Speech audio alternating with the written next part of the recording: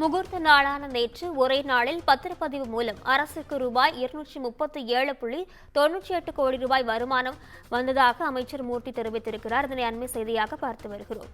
2024-25 நிதியாண்டில் இரண்டாவது முறையாக அதிகப்படியான வருவாய் ஈட்டியுள்ளதாக அமைச்சர் மூர்த்தி தெரிவித்திருப்பதை அண்மை செய்தியாக பார்த்து வருகிறோம். இதுகுறித்து முழுமையான விவரங்களுடன் இணைகிறார் எமது தலைமை செய்தியாளர் சிவா. வணக்கம் சிவா, விவரங்கள் என்ன?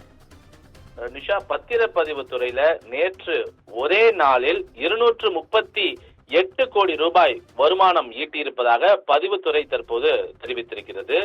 குறிப்பாக நேற்றைய தினம் முகூர்த்த நாளாக இருக்கக்கூடிய ஒரு நிலையில பத்திரப்பதிவுகள் அதிகம் நிகழும் என்பதால் கூடுதலாக முன்பதிவு வில்லைகள் ஒதுக்கீடு செய்ய வேண்டும் என்று பொதுமக்களிடமிருந்து கிடைக்கப்பெற்ற அந்த கோரிக்கையின் அடிப்படையில 100க்கு பதிலாக 150 வில்லைகள் என்று ஏற்கனவே பத்திரப்பதிவுத்துறை அறிவித்திருந்தது. ஒரு சில பகுதிகளில் 200க்கு பதிலாக 300 முன்பதிவு வில்லைகள் என்ற ஒரு அறிவிக்கப்பட்டிருந்த நிலையில இதன் மூலமாக ஒரே நாளில் 238 கோடி ரூபாய் பதிவுத்துறைக்கு வருவாய் கிடைத்திருக்கிறது என்ற ஒரு அதிகாரப்பூர்வ தகவலை வணிக வரித்துறை அமைச்சர் தற்போது தெரிவித்திருக்கிறார். 2024-25 நிதியாண்டுல 2024 ஆண்டு டிசம்பர் 5ஆம் தேதி அன்று ஒரே நாளில் இதுவரை இல்லாத வகையில 238 கோடி ரூபாய் வருவாய் ஈட்டப்பட்டது என்றும் அதனை தொடர்ந்து உயர்த்தப்பட்ட இந்த முன்பதிவு வில்லைகள் பொதுமக்களிடம் அதிக அளவு பயன்படுத்தினுடைய காரணமாக நேற்றைய தினம் குறிப்பாக